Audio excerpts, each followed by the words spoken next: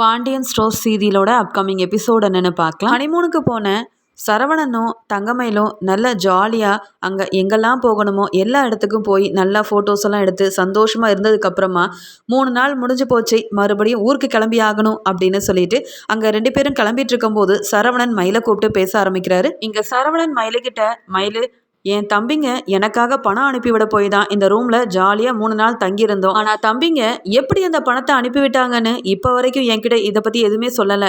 ஊருக்கு போனதுக்கப்புறம் எங்கள் அப்பா ஹோட்டல் ரூமை பற்றி ஏதாவது விசாரிச்சா நானே பதில் சொல்லிக்கிறேன். நீ வாயை திறந்து ஏதாவது உளறிட்டேன்னா என் தம்பிங்களும் மாட்டிப்பாங்க, நாமளும் வசமாக மாட்டிப்போம். அப்புறம் அம்புட்டு பணத்துக்கு 3 நாள் அங்கே தங்கிட்டு வந்தீங்களான்னு அப்பா வாய்க்கு வந்தபடி பேச ஆரம்பிச்சிருவாங்க. அதனால அங்கே வீட்டுக்கு போனதுக்கப்புறமா நம்ம என்னெல்லாம் வாங்கிட்டு போனோமோ எல்லாத்தையும் வீட்டில் உள்ளவங்களுக்கு பிரித்து கொடுத்ததுக்கப்புறமா நான் தம்பிக்கிட்ட என்ன ஏது பணத்தை எப்படி அனுப்புனாங்கன்னு கேட்டு தெரிஞ்சுக்கிறேன். அப்புறமா இதை பற்றி நானே ஒரு முடிவெடுக்கிறேன். அதுக்கு முன்னாடி அப்பா கிட்ட ஹோட்டல் விஷயத்தை பற்றி நீ பேசவே கூடாது. ஹோட்டல் ரூமில் எப்படி தங்கியிருந்தோம், எப்படி பணம் கிடச்சிது, எதை பற்றியும் நீ வாய் திறக்கவே கூடாது அப்படின்னு சொல்லியே மயிலை ஊருக்கு கூட்டிகிட்டு போகிறாரு சரவணன். அதுக்கு மயிலும், என்னங்க நீங்கள், நான் இந்த விஷயத்தை பற்றி சொன்னால் நாமளும் தான் பிரச்சனையில் மாட்டுவோம், எனக்கு இதை தெரியாதா என்ன? அங்கே போய் இந்த விஷயத்தை பற்றி நான் வாயவே திறக்க மாட்டேன். உங்கள் தம்பிங்க கிட்ட நீங்களே கேட்டுக்கோங்க, எனக்கும் இதுக்கும் எந்த சம்மந்தமும் இல்லை. அது மட்டும் இல்லாமல் மாமா என்னை பற்றி எவ்வளோ நல்ல விதமாக யோசனை பண்ணி வச்சுருக்காங்க. நானே வீட்டுக்கு போன உடனே பிரச்சனையை உண்டு பண்ணிடுவேனா என்ன? அதெல்லாம் ஒன்றும் நடக்காதுங்க, என்னை நம்பி வாங்க அப்படின்னு சொல்லி கூப்பிட்டு போகிறாங்க. ஏதோ இந்த மயில சொல்கிறா, ஆனால் ஹோட்டல் ரூமுக்காக 26,000 ரூபா பணம் கட்டியிருக்கோன்ற விஷயம் மட்டும் அப்பாவுக்கு தெரிஞ்சுது, அவ்வளவுதான், பெரிய பிரச்சனையாயிரும் அப்படின்னு நினச்சிட்டு சரவணன் அங்கே என்ன நடக்க போதோ தெரியல. தம்பிங்க எங்கேருந்து பணத்தை கடனாக வாங்கியிருக்காங்கன்னு புரியல. எப்படியாவது அந்த பணத்தை தம்பிங்க கிட்ட திருப்பி கொடுத்துடணும் அப்படின்ற எண்ணத்தோட ரொம்ப சந்தோஷமாக ஹனிமூனெல்லாம் கொண்டாடிட்டு மறுபடியும் வீட்டுக்கே திரும்பி போகிறாரு சரவணனும் மயிலும். இங்கே மயிலும் ரொம்ப சந்தோஷமாக அவங்க வாங்கிட்டு போன திங்ஸ் எல்லாத்தையுமே கோமதி கிட்ட கொடுத்து, பார்த்தீங்களாத்த மாமா கொடுத்தது வெறும் 5,000 ரூபா பணம் தான், அதுலேயே வீட்டுக்கு தேவையான பொருளெல்லாம் வாங்கிக்கிட்டு இங்கே நம்ம எல்லாருக்கும் துணியெல்லாம் எடுத்துகிட்டு வந்திருக்கேன் அப்படின்னு சொல்ல, இதை பார்த்த பாண்டியன், மயிலு உன்னை பற்றி எனக்கு தெரியாதாப்பா, ரொம்ப பொறுப்பான பிள்ளை, உனக்கு பணத்தோட அருமை தெரிய போய் தான் பணத்தெல்லாம் மிச்சப்படுத்துறது மட்டும் இல்லாமல் மீதி பணத்தில் எங்கள் எல்லாருக்கும் இம்பிட்டு துணியெல்லாம் வாங்கிட்டு வந்திருக்கியே, உன்னை நினச்சாலே எனக்கு ரொம்ப பெருமையாக இருக்குப்பா அப்படின்னு சொல்லி எப்பயும் போல் மயிலை ரொம்ப புகழ்ந்து பாராட்டி பேச, இங்கே மயிலும் சிரிச்சுக்கிட்டே வெக்கப்பட்டுக்கிட்டே நிற்கிறாங்க. உடனே கோமதி, போதும் போதும், வந்ததும் வராததுமா ஆரம்பிச்சிட்டிங்களா? மயில் ரொம்ப தூரத்துலேருந்து வந்திருக்கா, அவளும் சரவணனும் ரொம்ப டயர்டாக இருப்பாங்க, அவங்க போய் ரெஸ்ட் எடுக்கட்டும் அப்படின்னு சொல்லிடுறாங்க. இங்கே மயில், பாண்டியன் மாமா நம்ம மேலே எவ்வளோ நம்பிக்கை வச்சுருக்காரு, நம்மளை எப்போ பார்த்தாலும் எல்லாரும் முன்னாடியும் புகழ்ந்து பாராட்டி பேசுகிறாரு. ஆனால் சரவணன் மாமா என்னடானா ஹோட்டலுக்காக மேற்கொண்டு 26,000 ரூபா பணம் கட்டியிருக்கோன்ற விஷயத்த அப்பா கிட்ட சொல்லவே கூடாது அப்படின்னு சொல்லில கூப்பிட்டு வந்தாங்க. அதை எப்படி மாமா கிட்ட இந்த விஷயத்த மறைக்கிறது? நான் தான் ஒழுங்காக விசாரிக்காம இந்த வெறும் 5,000 ரூபா பணம் தான் ஆகும் ஹோட்டல் ரூமுக்காக அப்படின்னு சொல்லிட்டேன். இப்போ தப்பெல்லாம் என் மேலே தானே இருக்குது. பேசாமல் உண்மையை ஒத்துக்கிட்டு பாண்டியன் மாமா கிட்ட நடந்த எல்லா விஷயத்தையும் சொல்லிட வேண்டியதான். மாமா என்னை திட்டினாலும் பரவாயில்ல, ஆனால் எந்த ஒரு உண்மையவும் பாண்டியன் மாமா கிட்ட மறைக்கவே கூடாது அப்படின்னு யோசிச்ச மயில் மெதுவாக பாண்டியன் கிட்ட இந்த விஷயத்த சொல்லலாம் அப்படின்னு முடிவெடுக்கிறாங்க. இங்கே பாண்டியன் கடைக்கு கிளம்பிட்டு இருக்காரு. அந்த சமயம் மயில் ரொம்ப தயங்கி பாண்டியன் கிட்ட பேச போக, உடனே பாண்டியன், என்னப்பா மயில், நீ போய் ரெஸ்ட் எடுக்கலையா? வந்ததும் வராததுமா வீட்டு வேலை செய்ய ஆரம்பிச்சிட்ட போலையே அப்படின்னு சொல்ல, வேற என்ன மாமா, அதான் 3 நாள் நல்ல ரெஸ்ட் எடுத்துட்டேனே. பாவம் அத்தை 3 நாள் தனியாக இருந்து வேலை செஞ்சுருப்பாங்க, அதான் நான் இப்போ வீட்டுக்கு வந்துட்டேன்ல, வீட்டு வேலை எல்லாத்தையும் நான் பார்த்துக்கிறேன், அத்தையும் ரெஸ்ட் எடுக்க வச்சிடுறேன் மாமா, நீங்கள் கவலைப்படாதீங்க. அங்கே எங்கள் வீட்டில் கூட எல்லா வேலையும் நான் தான் செய்வேன், எங்கள் அம்மாவை ஒரு வேலை கூட செய்ய விட மாட்டேன், இப்படி வேலை செஞ்சே பழக்கப்பட்டுட்டேன், என்னால் சும்மாலாம் இருக்க முடியாது மாமா, அதனால் உங்களுக்கு காஃபி கொண்டு வரட்டுமா அப்படின்னு சொல்லி கேட்க, அதெல்லாம் ஒன்றும் வேண்டாம் மயில், நீ போயிட்டு ஏற்கனவே டயர்டாக இருப்ப, உங்கள் அத்தை சொன்ன மாதிரி நல்லா ரெஸ்ட் எடுமா, அப்புறமா வீட்டு வேலையெல்லாம் செஞ்சுக்கலாம், அதான் மீனாவும் ராஜியும் இருக்காங்கல்ல, நீ மட்டும்தான் இந்த வீட்டோட மருமகளா, வீட்டு வேலையை செய்கிறதுக்கு அவங்கெல்லாம் பார்த்துப்பாங்கம்மா அப்படின்னு சொல்ல, இல்லை மாமா உங்ககிட்ட ஒரு விஷயத்தை பற்றி பேசணும், அதனால தான் வந்து நிற்கிறேன் அப்படின்னு சொல்கிறாங்க மயில். அதுக்கு பாண்டியன், என்னம்மா மயில், எதை பற்றி பேசுறதுக்காக என்கிட்ட தயங்கி நிற்கிற, அதுவும் என்கிட்ட சொல்கிறதுக்கு உனக்கு என்னம்மா தயக்கம், நீ என்ன வேணாலும் சொல்லு மயில், நான் கேட்குறேன் அப்படின்னு சொல்லி சிரிக்கிறாரு பாண்டியன். உடனே மயில், இல்லை மாமா, இது வரைக்கும் எந்த விஷயத்தையும் உங்ககிட்ட நான் மறைச்சதே கிடையாது, உங்ககிட்ட நான் உண்மையை மட்டும்தான் பேசியிருக்கேன், அப்படி இருக்கும்போது ஒரு பெரிய உண்மையை நாங்கள் எல்லாரும் சேர்ந்து உங்ககிட்ட மறைச்சிட்டோம் மாமா அப்படின்னு சொல்ல, என்னது உண்மையை மறைச்சிட்டியாமா, அது மட்டும் இல்லை நீ பொறுப்பான மருமகளாச்சே, நீ அப்படியெல்லாம் செய்ய வாய்ப்பே இல்லை, ஓ மேலே எனக்கு நம்பிக்கை இருக்க மயில் அப்படின்னு எப்பயுமே மயிலுக்கு சப்போர்ட் பண்ணி பேசிகிட்டு இருக்காரு பாண்டியன். அதுக்கு மயில் உடனே, இல்லை மாமா, நான் தான் பெரிய தப்பு பண்ணிட்டேன், நாங்கள் அங்கே வெளியூர் போகிறதுக்காக ஹோட்டலை புக் பண்ணோம்ல, அந்த ரூமோட மொத்த செலவுமே வெறும் 5000 ரூபா தான் அப்படின்னு நினச்சி உங்ககிட்ட 5000 மட்டும்தான் நாங்கள் பே பண்ண சொன்னேன். ஆனால் அங்கே போனதுக்கு அப்புறமா தான் தெரிய வந்தது, மொத்தமாக 26000 ரூபா கொடுத்தா தான் ஹோட்டலுக்குள்ளேயே விடுவேன்னு சொல்லிட்டாங்க மாமா. ரூமும் தரமாட்டேன்னு சொல்லிட்டாங்க. என்ன பண்ணனே தெரியாமல் பாவம் உங்கள் பையன் அங்கே இங்கேன்னு பணத்தெல்லாம் கேட்டாங்க. யாருமே தரல மாமா. மறுபடியும் அங்கே வெளியூருக்கு போய் சுற்றி பார்க்கலாம் வேண்டாம், ஊருக்கே வந்துடலான்னு கூட நான் சொன்னேன். ஆனால் உங்கள் பையன் கொஞ்சம் பொறுமையாக இரு, என் தம்பிங்க கிட்ட நான் இந்த விஷயமா பேசி பார்க்குறேன், அவங்க என்ன சொல்கிறாங்களோ பார்ப்போம் அப்படின்னு சொல்லிட்டு இங்கே ஹோட்டல் ரூம் கிடைக்காம இருக்கிற விஷயத்த உங்கள் பையன்கிட்ட சொல்ல, உடனே உங்கள் சின்ன பையன் கதிர் தான் பணத்தெல்லாம் அரேஞ்ச் பண்ணி எங்களுக்கு போட்டு விட்டார். அவர் கொடுத்த பணம் மூலமாக தான் நாங்கள் 3 நாள் அங்கே ஹோட்டல்லையே தங்கணும் அப்படின்ற விஷயத்த புட்டு புட்டு வச்சிடுறாங்க மயிலு. மயிலு இப்படி சொன்னதை கேட்டு பாண்டியன் ரொம்பவே பேரதிர்ச்சி அடைகிறாரு. என்னம்மா சொல்கிற, அப்போ மேற்கொண்டு எவ்வளோ பணம் தான் கட்டினீங்க அப்படின்னு சொல்ல, மேற்கொண்டு நாங்கள் 21000 ரூபா பணம் கட்டினோம். அதாவது அந்த ரூமில் தங்குறதுக்காக மொத்தம் 26000 ரூபா கட்டியிருக்கோம் மாமா. இந்த விஷயம் உங்களுக்கு தெரிஞ்சால் மனசு வேதனைப்படுவீங்கன்னு உங்கள் பையன் சரவணன் இதை யார்கிட்டையுமே சொல்லக்கூடாதுன்னு சொல்லிட்டாங்க. அது மட்டும் இல்லாமல் கதிர் தம்பி அம்புட்டு பணத்தை எப்படிலாம் அரேஞ்ச் பண்ணாங்கன்னு வேற தெரியல. அதனால் நீங்களே இந்த விஷயத்த தம்பிக்கிட்ட கேட்டுக்கோங்க. நான் தாம்மாம்மா இந்த பெரிய தப்புக்கு காரணமே. ஒழுங்காக அவங்க அனுப்பின மெசேஜை படிக்காமல் போய் தான் இம்புட்டு செலவையும் பண்ணிட்டேன், என்னை மன்னிச்சிருங்க மாமா அப்படின்னு சொல்லி மயிலு நடிக்கிறாங்க. உடனே பாண்டியன், என்னப்பா மயிலு, இந்த விஷயத்த அப்போவே சொல்லியிருந்தா நானே பணத்தை அனுப்பி விட்டுருப்பேனே. அது மட்டும் இல்லாமல் பணம் கட்ட முடியலன்னா ஊரை பார்த்து வந்திருக்க வேண்டியதானே. ஏன் அதை விட சின்ன ஹோட்டல்லாம் கிடைக்கலையா? அதுக்காக இம்புட்டு பணமாக செலவு பண்ணுறது? ஆமாம், கதிருக்கு எப்படி இவ்வளோ பணம் கிடச்சிது, ஏதாவது சொன்னானா அப்படின்னு கேட்க, இல்லை மாமா, இந்த விஷயமா என் வீட்டுக்காரர் கதிர்கிட்ட பேசிக்கிறேன், நீ யார்கிட்டையும் இந்த விஷயத்த சொல்லவே கூடாதுன்னு சொல்லியே கூப்பிட்டு வந்தாரு அப்படின்னு ஒவ்வொரு விஷயத்தையும் பாண்டியன் கிட்ட சொல்லி கதிரை மாட்டி விட்டுறாங்க மயிலு. இந்த உண்மையை கேட்ட பாண்டியன் மயிலு மேல இருக்க தப்ப ஒழுங்கா கவனிக்காம, மயிலு தான் இந்த பிரச்சனைக்கு காரணன்றதை புரிஞ்சுக்காம உடனே கோமதியை ரொம்ப கோபமா கூப்பிடுறாரு. கோமதி, இங்க வா, மயிலு சொன்ன உண்மையெல்லாம் கேளு.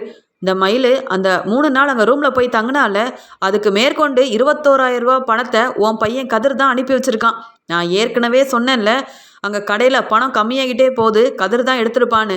நீ தான் ஏதோ அப்படி இப்படின்னு சொல்லி உன் பையனை காப்பாற்றணும்னு ஏதோ சொல்லி சமாளிச்ச. ஆனால் இப்போ பாரு, பணத்தை கதிர் தான் அனுப்பி விட்டுருக்கானா. இம்புட்டு பணம் கதிருக்கு எப்படி கிடச்சிது? அவனோ பார்ட் டைம் வேலை தானே பார்க்குறான். அப்படி இருக்கும்போது சரவணன் மயிலுக்கு பண தேவை இருக்குன்னா அவங்க என்கிட்ட கேட்டிருக்கலாம். ஆனால் இவன் பாரு, நான் பணத்தை அனுப்பி வைக்கிறேன், யார்கிட்டையும் இந்த விஷயத்த சொல்லாதீங்கன்னு வேற சொல்லியிருக்கான். அவ்வளோ திமிரா போச்சு உன் பையனுக்கு. அவன் சம்பாதிக்கிற திமிரில் எல்லா உண்மையும் என்கிட்ட மறைக்கலான்னு பார்க்குறானா. முதல்ல கதிரை கூப்பிடு அப்படின்னு சொல்லி பாண்டியன் ரொம்ப கோபமாக கத்துறாரு. வீட்டில் உள்ள எல்லாரும் பாண்டியனோட சத்தத்தை கேட்டு ரொம்ப பதட்டமாக அங்கே வந்து நின்று பார்க்க, பாண்டியன் ரொம்ப கோபமாக கதிரையும் செந்திலையும் பார்த்து முறைக்க, இங்கே மயிலு ஒன்றுமே தெரியாத மாதிரி ஓரமாக ஒதுங்கி நிற்கிறாங்க. அங்கே வந்து சரவணன் மயிலுக்கிட்ட, என்னாச்சு மயிலு, அப்பா கிட்ட நீ என்ன சொன்னேன்னு அப்பா இவ்வளோ கோபமாக பேசிகிட்டு இருக்காரு, நீ ஏதாவது பிரச்சனையை உண்டு பண்ணியா, ஏதாவது தேவையில்லாத விஷயத்த பேசுனியா அப்படின்னு கேட்க, இல்லைங்க, உண்மையை தான் சொன்னேன், வேற என்ன நான் சொல்ல போகிறேன், நீங்கள் என்னவோ என்னால் தான் பிரச்சனை வருதுன்னு மாதிரியே பேசிகிட்டு இருக்கீங்களே. மாமா ஏதோ கதிர் தம்பி கிட்ட பேசுறதுக்காக கூப்பிட்டுருக்காரு, எனக்கு ஒன்றும் தெரியாது அப்படின்னு சொல்லிடுறாங்க. அங்கே எல்லாருமே என்ன நடக்குதுன்னு தெரியாமல் பார்த்துக்கிட்டே இருக்க, உடனே இங்கே பாண்டியன் ரொம்ப கோவமா, ஏண்டா கதிர், நீ என்ன அவ்வளோ பெரிய ஆளாயிட்டியா? உங்கள் அண்ணனும் அண்ணியும் வெளியூருக்கு போயிருக்காங்கன்னா அதுக்குண்டான செலவை நான் பார்த்துக்க மாட்டேனா? ஏதோ அந்த ஹோட்டலில் மேற்கொண்டு 21000 ரூபா கட்டினா தான் ரூம் கிடைக்கணும் சொன்னதால் நீ என்னவோ பணத்தெல்லாம் அனுப்பி வச்சியாமே. இப்போ தான் மயிலு எல்லா உண்மையும் என்கிட்ட சொன்னா. ஆமாம், அம்புட்டு பணம் உனக்கு எதிரா, நீ எதுக்காக அனுப்பி வச்ச, எப்படி அந்த பணம் கிடச்சிது அப்படின்னு கதிரை நிற்க வச்சு கேள்விக்கு மேலே கேள்வி கேட்க கதிருக்கு ரொம்ப கோவம் வருது. மயிலண்ணிக்கு உதவி செய்யணும்னு பணத்தெல்லாம் அனுப்பி வச்சா வந்த கையோட இப்படி என்ன மாட்டி விட்டுட்டாங்களே அப்படின்ற மாதிரி மயிலை பார்த்து முறைக்கிறாரு கதிர். இன்னொரு பக்கம் சரவணன் ரொம்ப கோவமா, என்ன மயிலு, உன்னை என்ன சொல்லி ஊருக்கு கூட்டிகிட்டு வந்தேன், இந்த பண விஷயத்தை பற்றி யார்கிட்டையும் சொல்லாதன்னு சொன்னேன்ல, ஆனால் இப்படி நேராக போய் அப்பா கிட்ட சொல்லி வச்சிருக்கே. பாவம் கதிர் எனக்காக எப்படி பணத்தை அரேஞ்ச் பண்ணான்னு கூட தெரியல. ஆனால் இப்போ அவன் என்ன பதில் சொல்வான் எங்கள் அப்பா கிட்ட, ஏன் மயிலு இப்படி பண்ணுற, வீட்டில் ஏதாவது ஒரு பிரச்சனை நடந்தா உடனே எங்கள் அப்பா கிட்ட சொல்லி அவங்கள மாட்டி விட்டு பிரச்சனையை பண்ணிட்டு இருக்கேன்னு தெரிஞ்சு தானே உன் வாயை அடைக்கிறதுக்காக சொல்லியே கூப்பிட்டு வந்தேன், மறுபடியும் என் தம்பியை எப்படி போட்டு கொடுத்துட்டியே அப்படின்னு கோவத்தில் இங்கே மயிலை முறைச்சிக்கிட்டே நிற்கிறாரு சரவணன். இங்க கதிர் பாண்டியன் கேட்ட கேள்விக்கு பதில் பேச முடியாம நிக்க, உடனே கோமதி, டே கதிரு, நீயா பணத்தை அனுப்புன, அதான் அப்பா கேட்குறாங்கல்ல, உண்மையை சொல்லுடா, ஆமாம் மயிலு, இதை ஊரில் இருக்கும் போதே ஃபோன் பண்ணி சொல்லியிருக்க வேண்டியதானே? எல்லாருக்கும் ஃபோட்டோ அனுப்ப தெரிஞ்சிச்சுல. அது மட்டும் இல்லை, வீடியோ கால்லாம் பண்ணி பேசினியே, அப்போ கூட இந்த உண்மையை சொல்லலையே. நல்லா ஊர் சுற்றி பார்த்துட்டு அங்கே ஹனிமூனில் நல்லா ஜாலியாக இருந்துட்டு இங்கே வீட்டுக்கு வந்தோன்னே உண்மையை சொல்கிறியா? அப்போ வேணும்னே தான் நீ கதிரை மாட்டி விடுற அப்படின்னு சொல்லி கோமதி திட்டுறாங்க. கோமதி இப்படி திட்டின உடனே மயில் அழுதுகிட்டு, என்னத்தை நீங்கள் என்ன திட்ட ஆரம்பிக்கிறீங்க? தப்பு பண்ணது கதிர் தம்பி தானே, அவர் தானே பணத்தை அனுப்பி விட்டாரு. நான் ஏதோ மாமா கிட்ட கேட்டு தான் பணத்தை அனுப்பியிருப்பாருன்னு நினச்சேன். அதனால தான் மாமா கிட்ட என்ன ஏதுன்னு கேட்டேன். அது மட்டும் இல்லாமல் நான் எதுக்கு மறைக்கணும்? இந்த உண்மையை மறைக்கக்கூடாதுன்றதுக்காக தான் வந்த உடனே பாண்டியன் மாமா கிட்ட சொல்லிட்டேன். உங்கள் பையன் சரவணன் கூட சொன்னார், என் தம்பி பணத்தை எப்படி அரேஞ்ச் பண்ணான்னு தெரியல, நீ யார்கிட்டையும் இந்த விஷயத்த சொல்லாதன்னு. ஆனாலும் உங்களுக்கே தெரியும், வீட்டில் எந்த விஷயம் நடந்தாலும் மாமாவுக்கு தெரியாமல் இருக்கக்கூடாதுன்னு நினைப்பேனே. அப்படி இருக்கும்போது இந்த விஷயத்தை என்னால் எப்படி தான் மறைக்க முடியும்? அதுதான் உண்மையை சொன்னேன். நீங்கள் என்னவோ என் மேலே தான் தப்பு இருக்குன்னு என்ன திட்டிகிட்டு இருக்கீங்க அப்படின்னு கோமதியை கேள்வி கேட்குறாங்க மயில். இப்படியே ஒருத்தரை மாற்றி ஒருத்தர் கேள்வி கேட்டு சின்னதாக இருக்கிற பிரச்சனை எல்லாமே பெருசாகிட்டுருக்கு. இங்கே கதிர்க்கு வேறு வழியே இல்லை, என்ன பண்ணேன்னு தெரியல. அப்பாவோட பணத்தை தான் எடுத்து அனுப்பிவிட்டேன்னு சொன்னால் கண்டிப்பாக அப்பா திட்ட ஆரம்பிச்சிருவாரு. என்ன சொல்லி சமாளிக்கணும் ஒன்றுமே புரியலையே அப்படின்னு யோசனை பண்ணிட்டு இருக்கும்போது உடனே கதிர் அப்பாவோட பணத்தை தான் அனுப்பணும்னு தெரிஞ்சால் பெரிய பிரச்சனையாயிரும். அதனால் எனக்கு தெரிஞ்சவங்க கிட்ட வாங்கி அண்ணன் அண்ணி சந்தோஷமாக இருக்கணுன்றதுக்காக தான் அனுப்புனேன்னு சொல்லி இந்த பிரச்சனைக்கு இப்போதைக்கு ஒரு முற்றுப்புள்ளி வைக்கணும் அப்படின்னு நினச்ச கதிர், இல்லைப்பா எனக்கு தெரிஞ்சவங்க கிட்ட கடனாக பணத்தை வாங்கினேன், சம்பளம் வாங்கி கொஞ்சம் கொஞ்சமாக கொடுத்துட்றேன்னு சொல்லி தான்ப்பா வாங்கியிருக்கேன். உங்ககிட்ட கேட்டால் கண்டிப்பாக அண்ணன் அண்ணியை உடனே கிளம்பி வர சொல்லிடுவீங்க. அதனால தான் அண்ணனும் அண்ணியும் சந்தோஷமாக அங்கே வெளியூரில் போய் சுற்றி பார்க்கணும், சந்தோஷமாக இருக்கணுன்றதுக்காக தான் யார்கிட்டையும் இந்த விஷயத்த சொல்லாமல் பணத்தை நானே அனுப்பிட்டேன்ப்பா.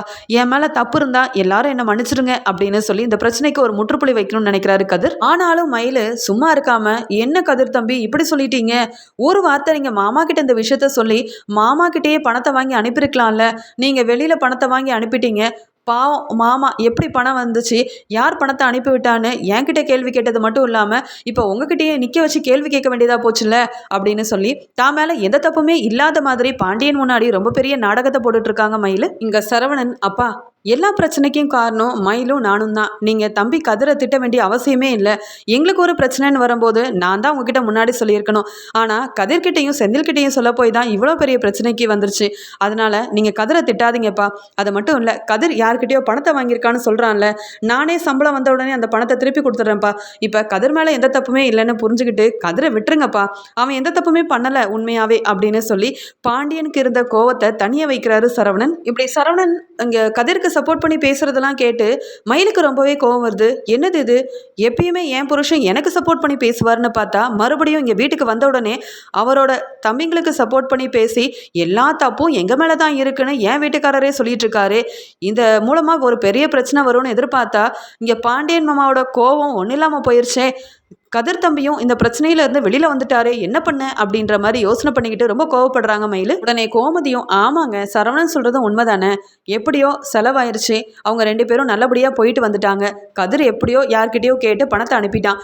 நீங்கள் என்னவோ இன்னும் கதிர் மேலே கோவப்பட்டுக்கிட்டு இப்படியெல்லாம் பேசுறது சரியில்லைங்க. மயில், நீ வந்ததும் வராததுமா தேவையில்லாத வேலையை ஆரம்பிச்சிட்ட.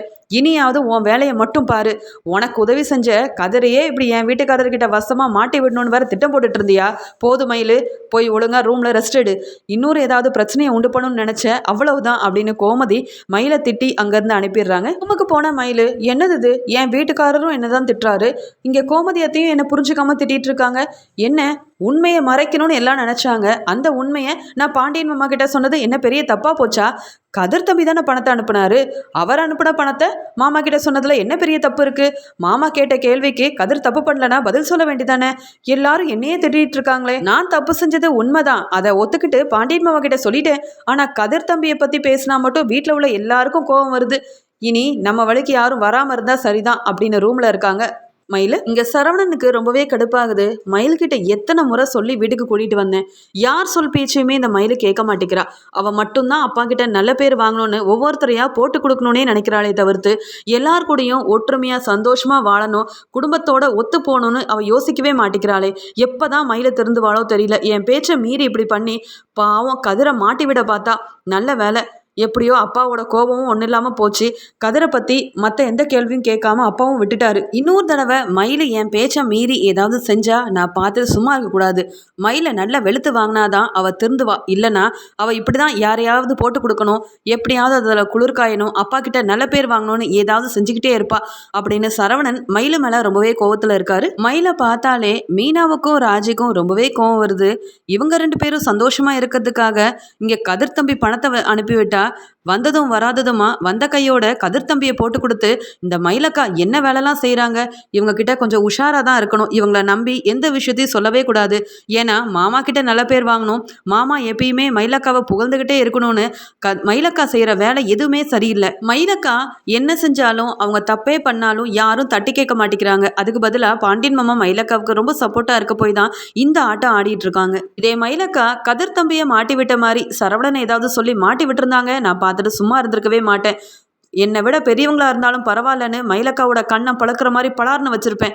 இவங்களுக்கு யார் உதவி செஞ்சாலும் அவங்கள போட்டு கொடுக்குறத மட்டும்தான் இந்த அக்கா யோசிக்கிறாங்களே தவிர்த்து நம்மளுக்காக இவ்வளோ செஞ்சுருக்காங்களே அவங்கள நம்ம போட்டு கொடுக்கக்கூடாதுன்னு ஒரு நல்ல குணமே இல்லை மயிலக்காவுக்கு அப்படின்னு சொல்லி ரொம்ப கோவமாக மீனா ராஜிக்கிட்ட சொல்ல, உடனே ராஜியும் ஆமாக்கா, இந்த அக்கா ஊருக்கு போயிருந்தப்ப சந்தோஷமா இருந்தோம். நம்ம என்ன செஞ்சாலும் கேட்க ஆள் இல்லாமல் இருந்தது. வந்ததும் வராததுமா இவங்க போட்டு கொடுத்து அவங்களோட வேலையை ஆரம்பிச்சிட்டாங்க. இனி என்னெல்லாம் நடக்க போதோ தெரியல அப்படின்னு ரொம்ப வருத்தப்படுறாங்க ராஜி. இன்னொரு பக்கம் அடுத்த நாள் கணக்கெடுக்கிறதுக்காக ஒவ்வொரு வீட்டுக்கும் அதிகாரிங்க வந்துட்டு இருக்காங்க. அங்கே வீட்டுக்குள்ளே இவங்க வரதை பார்த்த கோமதி, ஆமாம் சார், நீங்கள் யார், எதுக்காக வரீங்க அப்படின்னு சொல்ல, உங்கள் வீட்டில் எத்தனை பேர் இருக்காங்க, அதில் ஒருத்தரோட பேரை சொல்லி அவங்க என்ன படிச்சிருக்காங்க, என்ன வேலை பார்க்குறாங்க, அவங்களோட பிறந்த தேதி எல்லாத்தையுமே விவரமாக எழுதிட்டு போகிறதுக்காக வந்திருக்கோம். ஆமாம், குடும்ப தலைவரோட பேரை சொல்லுங்கள், குடும்ப தலைவி யார் அப்படின்னு ஒவ்வொருத்தரை பற்றி கேட்டுக்கிட்டே இருக்க, உடனே கோமதி வீட்டில் இருந்த என் மயிலு, மீனா, ராஜி எல்லாரும் இங்கே வாங்க அப்படின்னு சொல்லி கூப்பிட்டு, இவங்கெல்லாம் என் மருமக, நிறைய படிச்சிருக்காங்க, இவங்ககிட்டயே உங்களுக்கு என்ன விவரம் வேணுமோ கேட்டு தெரிஞ்சுக்கோங்க அப்படின்னு சொல்கிறாங்க கோமதி. இப்படி பேசிகிட்டு இருக்கும்போதே அங்கே இருந்த சரவணன், கதிர், செந்தில்னு எல்லாருமே வந்து நிற்க, ஒவ்வொருத்தரும் அவங்களோட பேரை சொல்லி வயசு சொல்லி அப்புறம் என்ன படிச்சிருக்காங்க அப்படின்னு ஒவ்வொரு விஷயத்தையும் இங்கே எல்லாரும் லைனாக சொல்லிகிட்டு இருக்க, கடைசியாக மயில் என்கிட்ட நீங்கள் எதுவுமே கேட்கலையே அப்படின்னு சொல்ல, இருமா வர ஒவ்வொன்றா எழுத வேண்டாமா அப்படின்னு சொல்லிட்டு அந்த அதிகாரியும் மயிலுக்கிட்ட, ஆமாம்மா உன்னோட பேர் என்ன, உன் வயசு என்ன, உன்னுடைய பிறந்த தேதியை சொல்லு, ஆமாம் நீ என்ன படிச்சிருக்க அப்படின்னு கேட்க, தன்னுடைய பேரை ரொம்ப சந்தோஷமாக சொன்ன மயில் மற்றபடி அவர் கேட்ட எல்லா கேள்விக்கும் பதில் பேச முடியாமல் தயங்கி தயங்கி நிற்கிறாங்க. என்னது இது, என்னுடைய பிறந்த தேதி வருஷத்தெல்லாம் கேட்குறாங்க, என் வயசு என்னன்னு கேட்குறாங்க, நான் ஏற்கனவே சரவணன் மாமாவை விட 3 வருஷம் மூத்தவளாச்சே, இப்போ என் வயசை சொன்னால் எல்லாருக்கும் தெரிய வந்துடும், சுற்றி எல்லாரும் நிற்கிறாங்க, என்ன நினைப்பாங்க, அது மட்டும் இல்லாமல் நான் +2 ஃபெயிலு, இப்போ இவர்கிட்ட என்ன படிச்சிருக்கேன்னு வேற கேட்குற போது என்ன பதில் சொல்ல போகிறேன்னு தெரியலையே, எங்கள் அம்மா வேற ஏதோ படிச்சிருக்கேன்னு சொன்னாங்க, ஆனால் எனக்கே அது ஞாபகம் இல்லையே, என் வாயிலையும் அது வராதே, என்ன பண்ண அப்படின்னு யோசிக்கும் போது உடனே சரவணன், என்ன மயில், நானும் கேட்டு தெரிஞ்சிக்கவே இல்லை, இப்போ இவர் கேட்கும்போது சொல்லு, எந்த வருஷம் பிறந்த அப்படின்னு கேட்குறாரு. இங்கே மயில் ரொம்ப நேரமாக தயங்கி தயங்கி நின்னதுக்கு அப்புறமா என்னோட வயசு 32 அப்படின்னு சொல்கிறாங்க. அது மட்டும் இல்லாமல் நான் அவ்வளோ ஒன்றும் படிக்கலைங்க, +2 ஃபெயிலு தான் அப்படின்னு சொல்ல, இங்கே வீட்டில் உள்ள எல்லாருமே அப்படியே பேரதிர்ச்சி அடைகிறாங்க. ஏற்கனவே சரவணனுக்கு 29 வயசு தான் ஆகுது. அப்போ சரவணன் மாமாவை விட இவங்க ரொம்ப மூத்தவங்க போலையே 3 வருஷத்துக்கு. அது மட்டும் இல்லாமல் எம்ஏ இங்கிலீஷ் படித்ததா சொன்னாங்க, இவங்க தயங்கி தயங்கி +2 ஃபெயில்னு சொல்கிறாங்க, இதில் எது உண்மை அப்படின்ற மாதிரி மீனா பார்த்துக்கிட்டே இருக்க, உடனே சரவணன், மயிலு நீ ஏதோ அதிகமாக படிச்சிருக்கிறத உங்கள் அம்மா சொன்னாங்க, நீ என்னவோ +2 ஃபெயிலுன்னு சொல்லிட்டு இருக்க. இல்லைங்க, அதிகாரிக்கிட்ட உண்மையை தானே சொல்லணும், இவங்க கரெக்டான கணக்கெடுப்பு தானே எடுத்துகிட்ருக்காங்க, இவங்க கேட்குற கேள்விக்கெல்லாம் உண்மையை தானேங்க சொல்லணும், நான் +2 ஃபெயில் தாங்க, மேற்கொண்டு நான் படிக்கவே இல்லைங்க அப்படின்னு சொல்லிடுறேன். இதை கேட்டு சரவணனுக்கு மட்டும் இல்லாமல் வீட்டில் உள்ள எல்லாத்துக்குமே ரொம்ப பெரிய கோவம் வருது. ஏதோ மயில் நிறைய படிச்சிருக்கா, அதனால் ரொம்ப புத்திசாலி பொண்ணு அப்படி இப்படின்னு அப்பா புகழ்ந்து பாராட்டி பேசுனது மட்டும் இல்லாமல் மயிலோட அம்மாவும் மயிலை ரொம்ப தூக்கி வச்சுலாம் பேசினாங்க. ஆனால் அவள் +2 கூட முடிக்கலையா, அது மட்டும் இல்லாமல் அவள் வயசு என்னவோ 28ஓ 29ஓ சொன்னாங்க, இவன் என்னவோ 32ன்னு சொல்கிறாளே, அப்போ இவங்க கல்யாணத்துக்காக சொன்னது எல்லாமே பொய் தானா அப்படின்னு சரவணன் புரிஞ்சுக்கிட்டு மயில மேலேயும் பாக்கியத்து மேலேயும் ரொம்பவே கோவப்படுறாங்க. ஒவ்வொரு வீடாக வந்து கணக்கெடுக்க வந்தவர் இங்கே மயிலோட பேர் எல்லாத்தையுமே கரெக்டாக எழுதிக்கிட்டு அங்கேருந்து கிளம்பிட்டாரு. ஆனால் மயிலுக்கு இங்கே எல்லாரையும் பார்க்கவே ரொம்ப ரொம்ப அசிங்கமாக இருக்குது. எவ்வளோ பெரிய பொய்யை சொல்லியிருக்கோம், என்னை எல்லாரும் பார்த்து முறைக்கிறாங்களே, நான் வேற மாமாவை விட மூத்த பொண்ணுன்னு தெரிஞ்சா என் கூட வாழ மாட்டேன்னு சொல்லிட்டா என்ன பண்ணுறது அப்படின்ற மாதிரி தயங்கி தயங்கி இங்கே அழ ஆரம்பிக்கிறாங்க மயில். பாண்டியன் அந்த நேரம் வீட்டுக்கு வர எல்லாரும் ஒன்றா நிற்கிறத பார்த்து ரொம்ப சந்தோஷமா, என்னப்பா மயில் எல்லாரும் உன்னை சுற்றி நிற்கிறாங்க, அப்படி இங்கே என்னதான் நடக்குது அப்படின்னு என்ன நடந்துச்சு அப்படின்ற விவரம் தெரியாமல் பாண்டியன் கேட்க இங்கே மயில் அழுதுகிட்டே நிற்க உடனே சரவணன், என்னத்தப்பா சொல்கிறது, இந்த மயிலும் மயிலோட குடும்பமும் நம்மளை எல்லாரையும் ஏமாத்திட்டாங்கப்பா.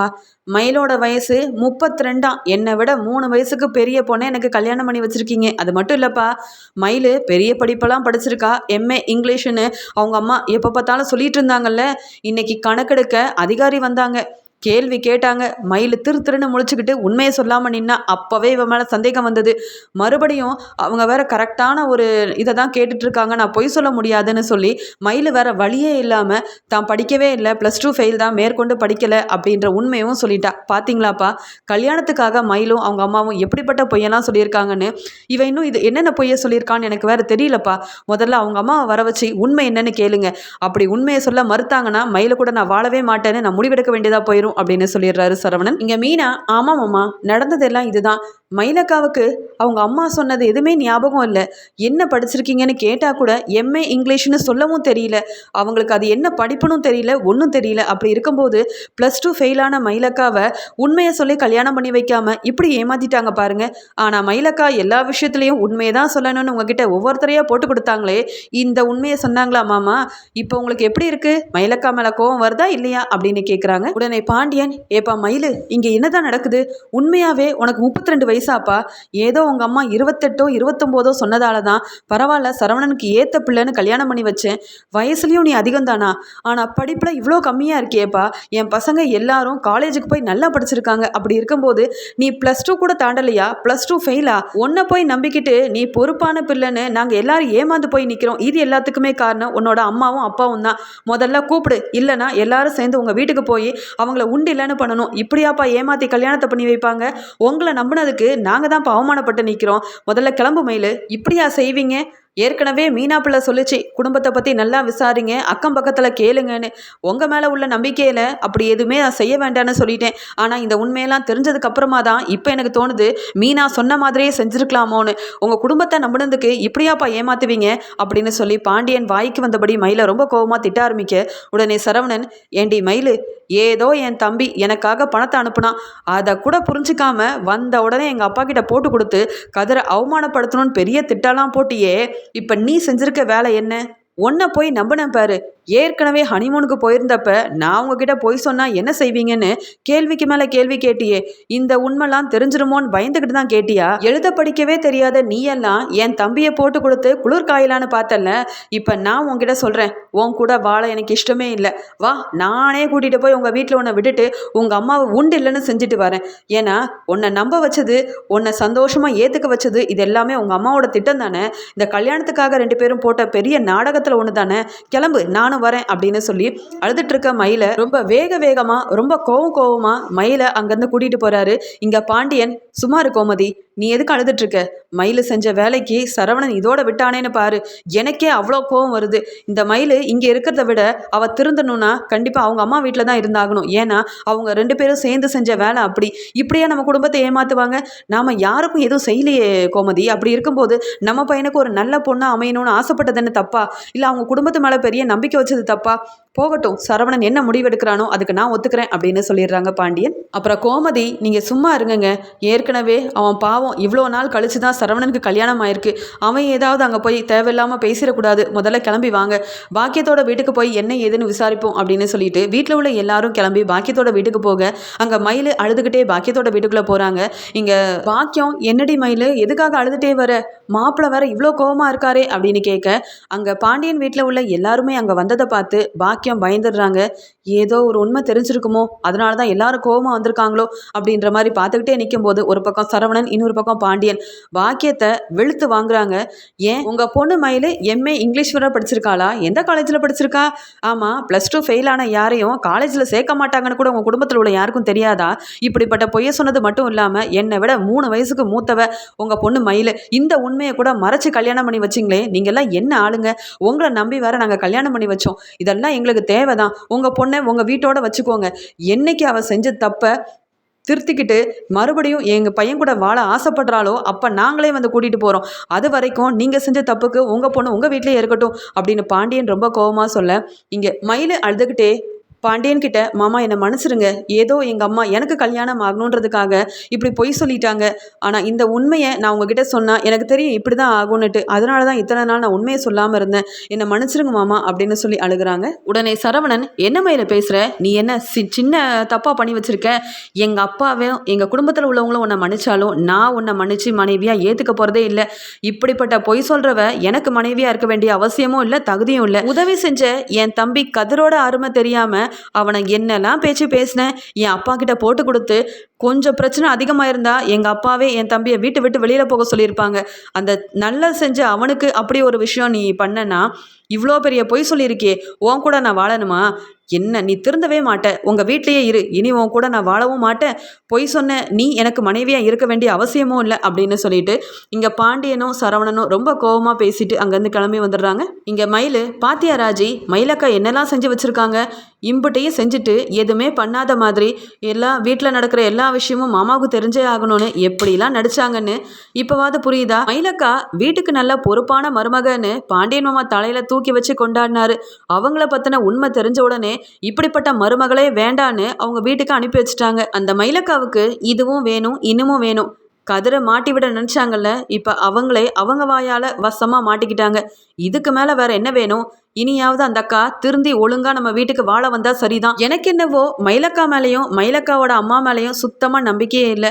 படிப்பு விஷயத்துல கூட உண்மையை சொல்லாத அவங்க இன்னும் கல்யாணத்துக்காக என்ன பெரிய பொய்யெல்லாம் சொல்லி வச்சிருக்காங்களோ தெரியலையே. இவங்கள நம்பி வேற பாவம் சரவணன் மாமா அக்கா மேலே ஆசைப்பட்டு கல்யாணம் பண்ணிக்கிட்டாங்க. ஆனால் இப்படி நடந்துருச்சே அப்படின்னு மீனா ராஜிக்கிட்ட பேசிட்டு இருக்காங்க. இங்கே பாண்டியன் சரவணன் கிட்ட, டே சரவணா, என்னதான் கோவப்பட்டாலும் இங்கே மயில கூட வாழ மாட்டேன்னு நீ சொன்னாலும் மயில தானே உன்னோட மனைவி, கொஞ்ச நாள் போகட்டும், அவள் திருந்தி வந்தா நீ மன்னிச்சு ஏற்றுக்கடா அப்படின்னு சொல்ல. இல்லைப்பா, அவள் என்னை ரொம்ப ஏமாத்திட்டா, எனக்கே அவள் மேலே சந்தேகமாக இருக்குப்பா. சின்ன சின்ன விஷயத்துலையே அவங்க உண்மையை சொல்லாமல் பொய்யை மட்டுமே சொல்லி இந்த கல்யாணத்தை பண்ணி வச்சுருக்காங்கன்னா இன்னும் என்னென்ன விஷயத்துலலாம் பெருசாக பொய் சொல்லி வச்சுருக்காங்கன்னு தெரியலையேப்பா. இவங்க குடும்பத்தை விசாரிக்காமல் கல்யாணம் பண்ணது பெரிய தப்பாக போச்சு. அந்த மயில மேலே எனக்கு என்னைக்கு நம்பிக்கையும் அவள் மேலே இருக்க சந்தேகமும் எனக்கு போகுதோ அப்புறமா மயிலை பற்றி யோசிக்கிறேன். அது வரைக்கும் மயிலை பற்றி என்கிட்ட யாரும் பேசவே பேசாதீங்க. ஏன்னா இப்போதைக்கு மயிலை கூட ஒன்று சேர்ந்து வாழணுன்ற ஆசையே எனக்கு இல்லைப்பா. அவள் அங்கேயே இருக்கட்டும். வீட்டுக்கு வந்தாலும் யாரையாவது உங்ககிட்ட போட்டு கொடுத்து பெரிய பிரச்சனை பண்ணிகிட்டு இருக்கா.